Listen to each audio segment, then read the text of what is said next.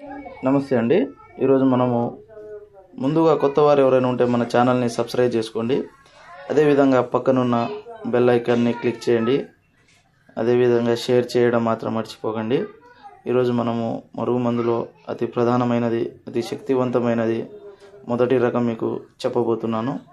ఈ మరుగుమందు తినే దాంట్లో ఇచ్చేదండి. తినే దాంట్లో అంటే చికెన్లో కానీ, మటన్లో కానీ, కూల్ డ్రింక్స్లో కానీ, కాఫీలో కానీ, స్వీట్లలో కానీ అనేక పదార్థాలు తినే దాంట్లో అంటే పులుపు తగలని వస్తువులో ఈ మరుగుమందు తినే దాంట్లో పెట్టవచ్చండి.